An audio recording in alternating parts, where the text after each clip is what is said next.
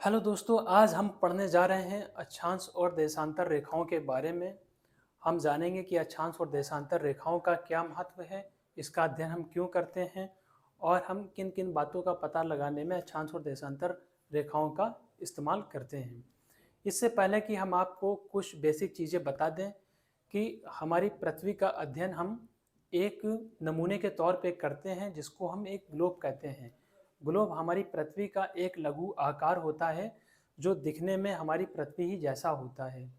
हमारे ग्लोब पर क्या होता है, बहुत सारी रेखाएं खिंची होती हैं, कुछ हॉरिजॉन्टल होती हैं, कुछ वर्टिकल होती हैं। अगर आप पृथ्वी पर कभी भी नज़र डालेंगे या हमेशा देखा होगा तो आपको पृथ्वी पर एक भी रेखा कहीं से भी जाती हुई नहीं दिखाई देगी। तो ग्लोब पर ये जो रेखाएं खींची जाती हैं, ये अध्ययन को सरल बनाने के लिए की जाती हैं और ये सारी ही रेखाएं क्या होती हैं, काल्पनिक होती हैं। वास्तव में ये रेखाएं नहीं होती हैं। चलिए अब हम इसको जानते हैं, सचित्र वर्णन करेंगे इसका हम चित्र के माध्यम से।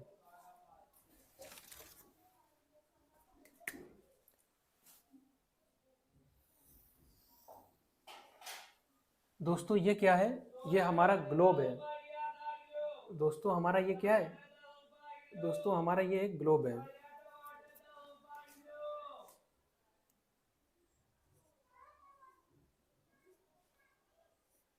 क्या है, ग्लोब है। ग्लोब को ही हम जो इसका अध्ययन करते हैं वो पृथ्वी मान के करते हैं। क्या मानते हैं इसको हम, पृथ्वी। चलिए इतनी बात हो गई।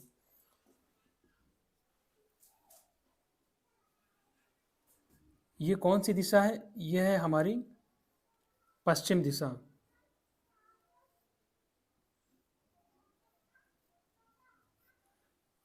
और ये क्या है, हमारी पूरब दिशा है, इसको हम पूर्व बोलते हैं। ये उत्तर है और ये नीचे दक्षिण है।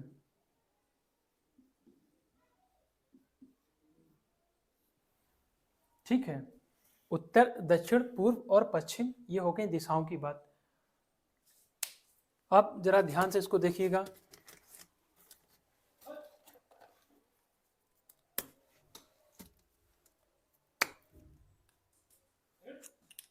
पूर्व से पश्चिम से पूर्व दिशा की ओर खींची गई रेखाएं क्या कहलाती हैं? पश्चिम से पूर्व दिशा की ओर खींची गई रेखाएं कहलाती है अक्षांश रेखा। ये कौन सी रेखा है, यह है अक्षांश रेखा।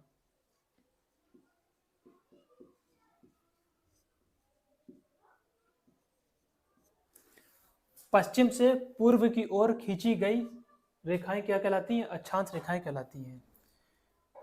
ये 0 डिग्री अक्षांश रेखा है। 0 डिग्री अक्षांश रेखा है जो पश्चिम से पूर्व की ओर खींची गई है। 0 डिग्री अक्षांश रेखा को हम और किस नाम से जानते हैं, समझ लीजिए। इसको हम कहते हैं भूमध्य रेखा।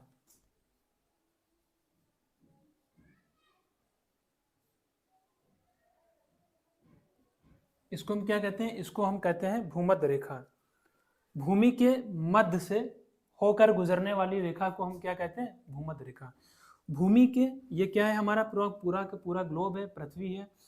भूमि के मध्य से होकर गुजरने वाली रेखा को हम कहते हैं भूमध्य रेखा। भूमध्य रेखा के समानांतर उत्तर की ओर,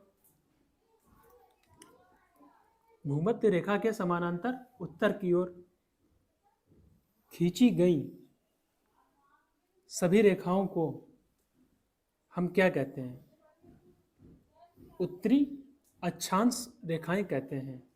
क्या कहते हैं, उत्तरी अक्षांश रेखाएं कहते हैं। भूमध्य रेखा, इसको हम और भी दूसरा नाम बताना भूल गए, इसको हम क्या कहते हैं, विषुवत रेखा भी कहते हैं।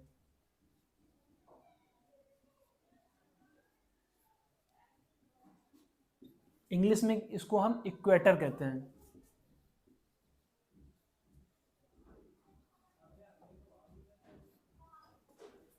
तो इसे हम भूमध्य रेखा भी कहते हैं, विषुवत रेखा भी कहते हैं, इंग्लिश में इक्वेटर रेखा भी कहते हैं, जो ग्रीन कलर की हमने खींच दी है।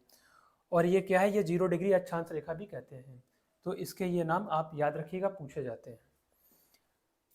भूमध्य रेखा से उत्तर की ओर खींची गई सभी समानांतर रेखाओं को हम क्या कहते हैं? उत्तरी अक्षांश कहते हैं। क्या कहते हैं? उत्तरी अक्षांश रेखाएं कहते हैं। उत्तरी अक्षांश रेखाएं कहते हैं। इतनी बात हो गई। भूमध्य रेखा से दक्षिण, भूमध्य रेखा से पश्चिम से पूर्व की ओर खींची गई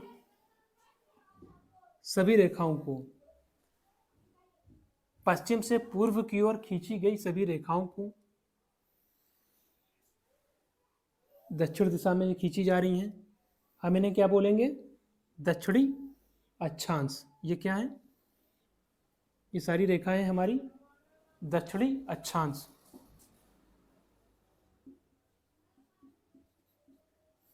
ये उत्तरी अक्षांश। इतनी बात आपको समझ में आ गई होगी। प्रत्येक यानी भूमध्य रेखा के ये सारी रेखाएं भूमध्य रेखा से समानांतर दूरी पर खींची गई हैं। ये हमारे जो अक्षांश रेखाएं कैसी रेखाएं होती हैं? ये समानांतर रेखाएं होती हैं। पहला पॉइंट डाल दीजिए, यहाँ पे लिखते हैं हम। अक्षांश रेखाएं सब कैसी होती हैं? समानांतर, एक दूसरे के पैरेलल होती हैं, समानांतर होती हैं।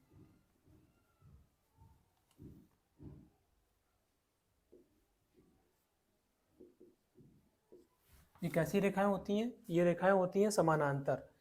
इतनी बात हो गई, पैरेलल होती हैं।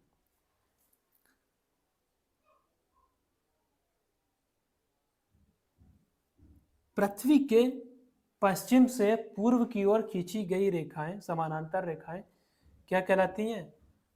अक्षांश रेखाएं कहलाती हैं। अक्षांश रेखाओं के मध्य 1 डिग्री कोण का क्या होता है? अंतर होता है। यहाँ से मान लिया ये बिंदु P है, बिंदु P से बिंदु A के बीच में जो कोण बनता है उस कोण का मान कितना होता है? 1 अंश। और इस तरह से भूमध्य रेखा से उत्तर की ओर 90 अक्षांश रेखाएं खींची जाती हैं और भूमध्य रेखा से दक्षिण की ओर 90 अक्षांश रेखाएं खींची होती हैं। ठीक है, इतनी बात समझ में आई। ध्रुवों पर अक्षांश रेखा का मान 19 डिग्री होता है। ध्रुवों पर अक्षांश रेखाओं का मान 90 डिग्री होता है। तो बात चली, दूसरे नंबर पे हम लिखेंगे भूमध्य रेखा से उत्तर की ओर खींची गई रेखाएं, अक्षांश रेखाओं की संख्या कितनी होती है? 90 डिग्री होती है। 90 होती है और इनके बीच में एक एक अंश का कोण होता है। इनके बीच में कितने अंश का कोण होता है? एक एक, ये एक भूमध्य, ये एक अक्षांश रेखा और ये अक्षांश रेखा के मध्य में 1 डिग्री का अंतर होता है। यानी ये सारी रेखाएं कैसे हैं? भूमध्य रेखा से उत्तर की तरफ जितनी भी रेखाएं खींची गई इनके मध्य में 1 डिग्री का अंतर है। इसी तरह से भूमध्य रेखा से जो दक्षिण दिशा में खींची गई सारी रेखाएं हैं उनके बीच में भी 1 डिग्री का अंतर पाया जाता है। तो भूमध्य रेखा से दक्षिण की ओर 90 अक्षांश रेखाएं खींची गई हैं। तो कुल अक्षांश रेखाओं की संख्या कितनी हो गई? एक हमने कौन सी रेखा ले ली? 0 डिग्री अक्षांश की रेखा ले ली, +1 बराबर अक्षांश रेखाओं की संख्या कितनी है? 181। 9 9 18 180 और +1 क्या हो गया? 181 हो गई। अक्षांश रेखाओं की संख्या हमारे ग्लोब पर कितनी होती है? 181 होती है। पश्चिम से पूर्व दिशा में भूमध्य रेखा से उत्तर की ओर 90 डिग्री 90 अक्षांश रेखाएं होती हैं और इनके बीच में 1 डिग्री का अंतर होता है। तो कितने डिग्री की अक्षांश रेखाएं हो गई? 90 डिग्री इधर हो गई, 90 डिग्री उधर हो गई। 180 डिग्री में ये सब खींची होती हैं और हर डिग्री के अंतर में कितना होता है? 1 डिग्री का अंतर होता है। हर रेखा के मध्य में 1 डिग्री का अंतर पाया जाता है। चलिए, ये बात हो गई। अगर हम भूमध्य रेखा से उत्तर की ओर उत्तरी ध्रुव को यानी उत्तरी अक्षांश को क्या मान लें? बिंदु मान लें, क्योंकि ध्रुवों पर अक्षांश रेखाएं बिंदु मात्र होती हैं। ध्रुवों पर अक्षांश रेखाओं की लंबाई जो होती है बिंदु मात्र होती है। तो इनकी संख्या कितनी होगी, इसमें से आप 2 को घटा दीजिए, 2 माइनस कर दीजिए, 2 जो है वो माइनस कर दीजिए, तो आ जाएगा 9 यहाँ आ जाएगा, क्योंकि 11 में से 2 जाएगा तो कितना हो जाएगा 9 बचेगा, और यहाँ बन जाएगा 179, यानी 179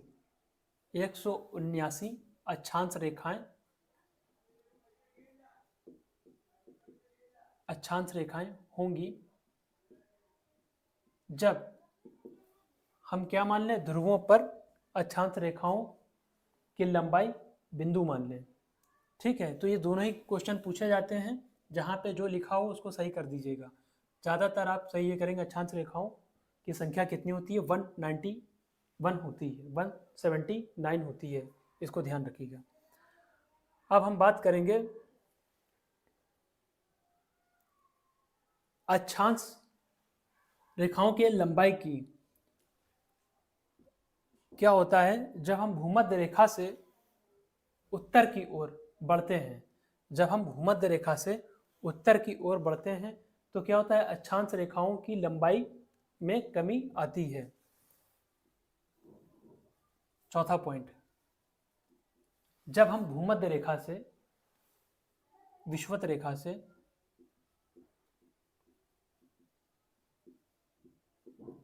किधर बढ़ते हैं, उत्तर की ओर बढ़ते हैं, तो फिर अक्षांश में क्या होती है,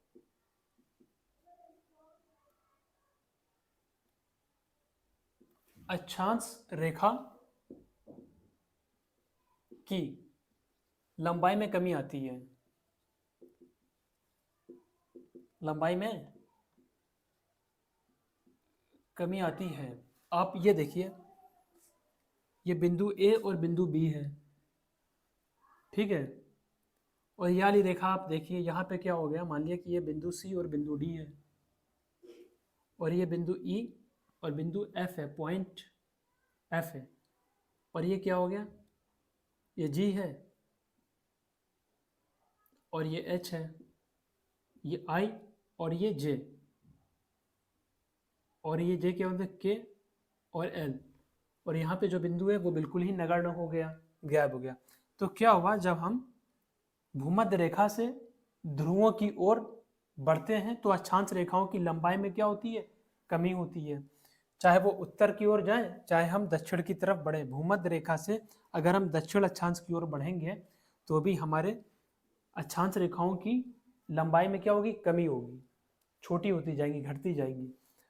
अब बात करते हैं, अगर हम ध्रुवों से भूमध्य रेखा की तरफ बढ़ते हैं, जब हम ध्रुवों से भूमध्य रेखा की ओर बढ़ते हैं तो हमारी अक्षांश रेखा में क्या होती है, लंबाई में वृद्धि होती है। तो अक्षांश रेखा में की लंबाई में वृद्धि होती है जब हम ध्रुवों से अक्षांश रेखा की ओर बढ़ते हैं।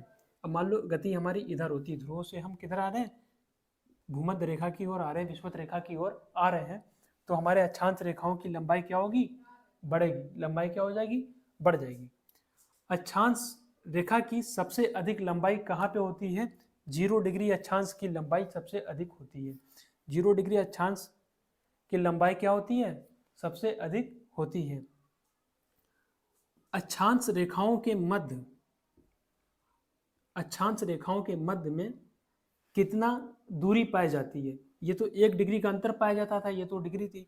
अब एक अक्षांश से दूसरे अक्षांश की जो दूरी है वो कितनी है, इनके बीच की दूरी है 111.32 किलोमीटर, 111.32 किलोमीटर है, ठीक है, 111.32 किलोमीटर इन एक अक्षांश से दूसरे अक्षांश के बीच की दूरी है। एक अक्षांश से दूसरे अक्षांश के बीच में कितने कोण का अंतर है, 1 डिग्री का अंतर है। ये तो बात हो गई दूरी की। सबसे अधिक अक्षांश रेखाओं की लंबाई कहाँ पे होती है, सबसे अधिक अक्षांश रेखाओं की लंबाई कहाँ पे होती है, भूमध्य रेखा पे होती है। सबसे कम पूछेगा, सबसे कम अक्षांश रेखाओं की लंबाई कहाँ पे होती है, तो आपको बताना होगा ध्रुवों पे अक्षांश रेखाओं की लंबाई सबसे कम होती है, एकदम नगण्य होती है, एकदम क्या होती है, बिंदु पॉइंट के रूप में पाए जाते हैं। तो ये बात हो गई हमारी अक्षांश रेखाओं की। अब हम जानेंगे कुछ अक्षांश रेखाओं के नाम। उससे पहले आप एक बात ये समझ लीजिए, बहुत जानकारी है। ये अक्षांश रेखाएं अक्षांश ना होके, रेखाएं ना होके, ये क्या होते हैं, वृत्त के रूप में होते हैं। क्या होते हैं, ये हमें पाए जाते हैं वृत्त के रूप में, यानी ये सर्किल होते हैं जो कि पृथ्वी के 1/4 भाग में क्या होते हैं, फैले होते हैं। ये इस टाइप के सर्किल पाए जाते हैं। ठीक है, ऐसे इधर भी होंगे, नीचे भी, इधर से इधर घूम के आ गया।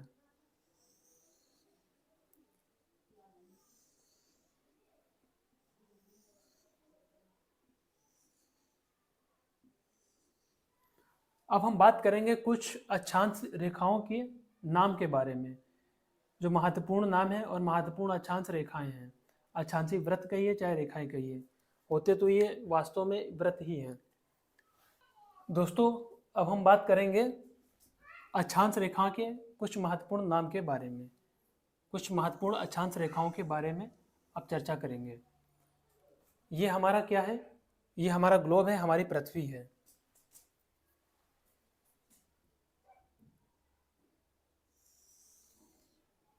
ये कौन सी दिशा है, ये है हमारी पश्चिम दिशा,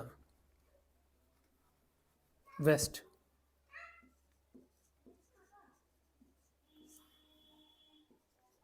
और ये हमारी पूर्व है, ईस्ट। ये हमारा उत्तर दिशा है और ये दक्षिण।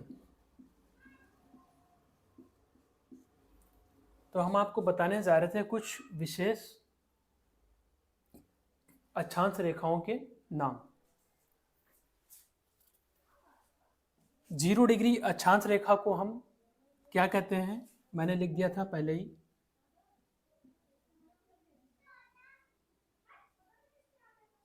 विषुवत रेखा, भूमध्य रेखा,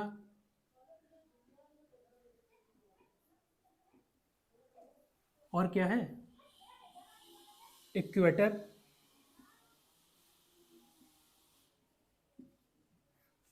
और 0 डिग्री अक्षांश भी हम इसे कहते हैं। क्या कहते हैं, 0 डिग्री अक्षांश।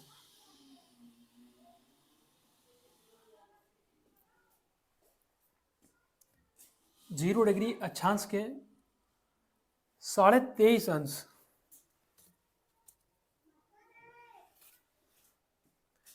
23.5 अंश, 23.5 डिग्री उत्तरी अक्षांश को, क्योंकि उत्तर की तरफ खींचा जा रहा है,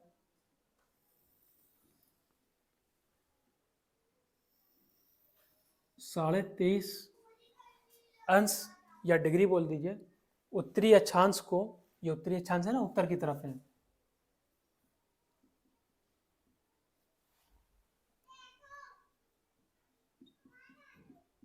उत्तरी अक्षांश को हम क्या कहते हैं, कर्क रेखा।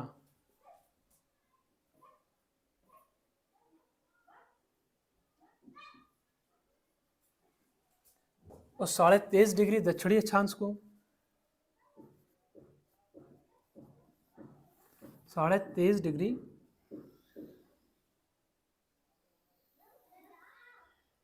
दक्षिणी अक्षांश को हम क्या कहते हैं, मकर रेखा।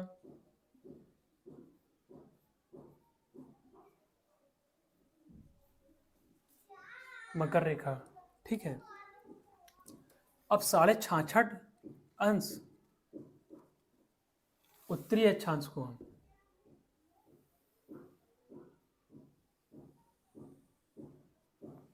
किस नाम से जानते हैं, आर्कटिक रेखा।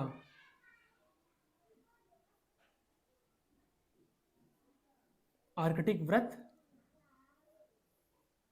या रेखा कहते हैं। ये भी कर्क रेखा या वृत्त कहलाती हैं, क्योंकि होती तो ये वास्तव में वृत्त है, ठीक। और 66.5 डिग्री दक्षिणी अक्षांश को हम क्या बोलते हैं,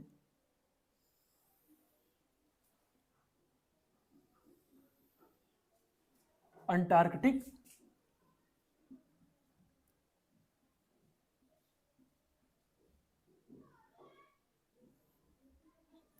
अंटार्कटिक वृत्त कहते हैं या रेखा कहते हैं।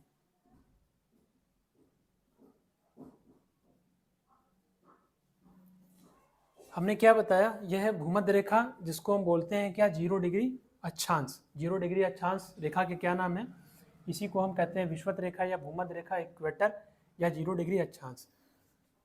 23.5 डिग्री उत्तरी अक्षांश को हम बोलते हैं कर्क रेखा या कर्क वृत्त, और 23.5 अक्षांश 23.5 डिग्री दक्षिणी अक्षांश को हम बोलते हैं मकर रेखा, ठीक है। और 66.5 डिग्री उत्तरी अक्षांश को हम बोलते हैं आर्कटिक वृत्त या रेखा, और 66.5 डिग्री अक्षांश को हम बोलते हैं अंटार्कटिक रेखा। ये इतनी बातें हो गई, ये हमारी बहुत ही इंपॉर्टेंट थी, इसका स्क्रीनशॉट आप लोग ले लें और अच्छे से समझ लें। इसके बाद में हम आपको ये बताएंगे कि इन रेखाओं में कौन कौन से देश आते हैं जो इन रेखाओं को सर्च करते हैं, ये हम आपको आगे बताएंगे। इसके आगे अब हम आपको बताते हैं कुछ महत्वपूर्ण पॉइंट, इनको हम इरेज कर देते हैं।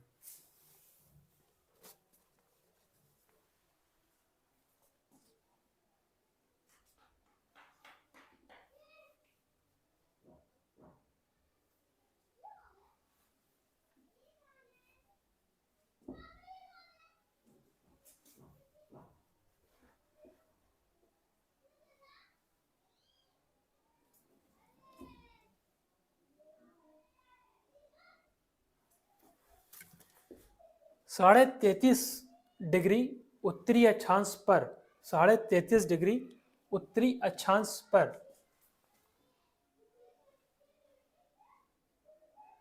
33.5 डिग्री उत्तरी अक्षांश पर 21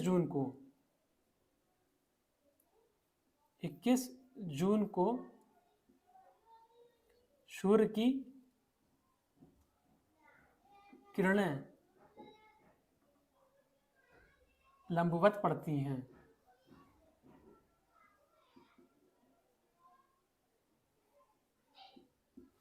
समझ गए?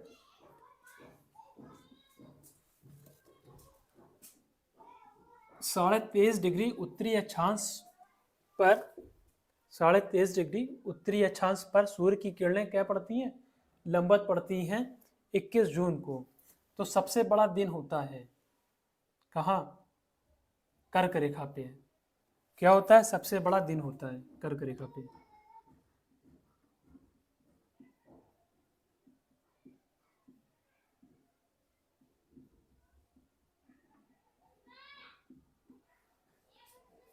और 23.5 डिग्री दक्षिणी अक्षांश पर यानी मकर रेखा पर 22 दिसंबर को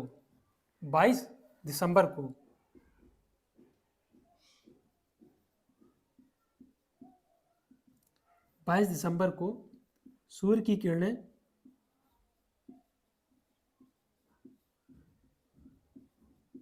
लंबवत पड़ती हैं।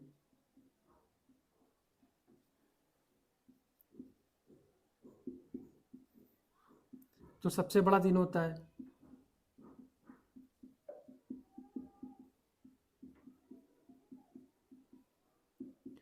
सबसे बड़ा दिन क्यों होता है, क्योंकि सूर्य की किरणें 23.5 डिग्री अक्षांश पर लंबवत पड़ती हैं। तो 22 दिसंबर को सबसे बड़ा दिन होता है मकर रेखा पे। ये बात यहाँ तक हो गई कंप्लीट। एक चीज़ और समझ लीजिए, सूर्य की किरणें हमेशा ही भूमध्य रेखा पर 0 डिग्री अक्षांश पर क्या होते हैं, समान पड़ती हैं। समान रूप से क्या होती हैं, पड़ती हैं।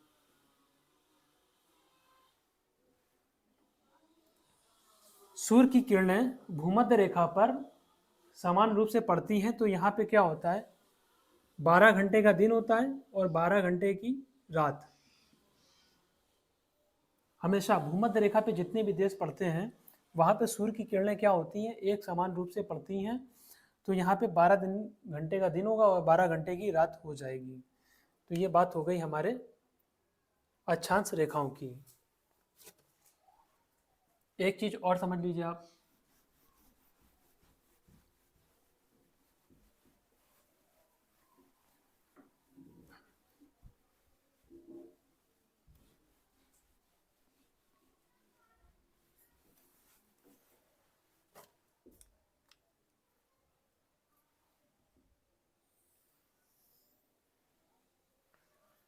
ये हमारी पृथ्वी है और ये थी भूमध्य रेखा 0 डिग्री अक्षांश।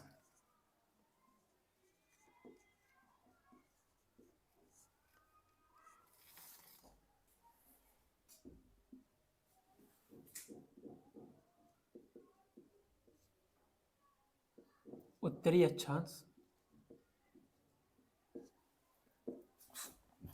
दक्षिणी अक्षांश, दक्षिणी अक्षांश 30 से 35 डिग्री,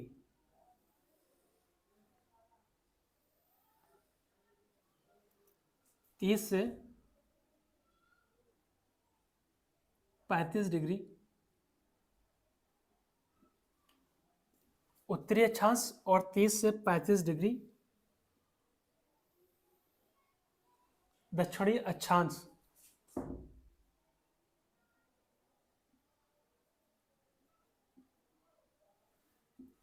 अक्षांश के मध्य में उष्णकटिबंधीय क्षेत्र पाया जाता है। यहाँ पे क्या होता है, दबाव सबसे अधिक होता है, वायु का दाब।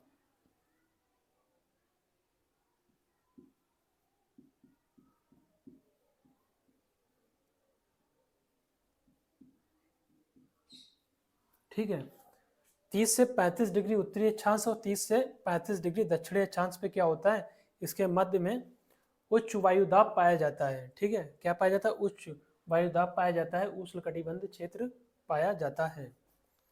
तो ये हो गई हमारी अक्षांश रेखाओं की चर्चा। और इसके बारे में एक बात और ये जान लीजिए कि भूमध्य रेखा की लंबाई, विषुवत रेखा की लंबाई कितनी होती है। जितने भी अक्षांश हैं, सबसे ज़्यादा लंबाई जो होती है अक्षांश रेखाओं की भूमध्य रेखा यानी 0 डिग्री अक्षांश की होती है। इसकी लंबाई होती है 40,076 किलोमीटर। कितनी होती है, 40,076 किलोमीटर इसकी लंबाई होती है। 0 डिग्री अक्षांश की लंबाई 40,076 किलोमीटर होती है। सबसे ज़्यादा लंबी रेखा, सबसे ज़्यादा कौन सा अक्षांश लंबा होता है, सबसे ज़्यादा जो अक्षांश की लंबाई होती है वो होती है विषुवत रेखा पर।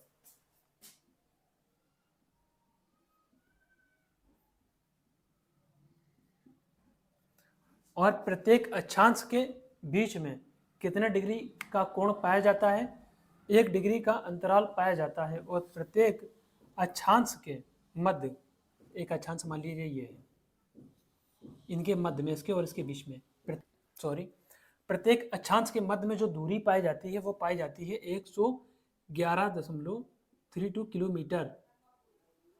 और इनके बीच में जो कोण पाया जाता है वो 1 डिग्री का होता है। और सबसे ज़्यादा जो लंबाई होती है अक्षांशों की वो भूमध्य रेखा पर होती है, 40,076 किलोमीटर लगभग। दोस्तों, ये हमारा एक पार्ट पूरा हुआ। अक्षांश रेखाओं के बारे में हमने आज बात की। अगले वीडियो में हम जानेंगे देशांतर रेखाएं किसे कहते हैं।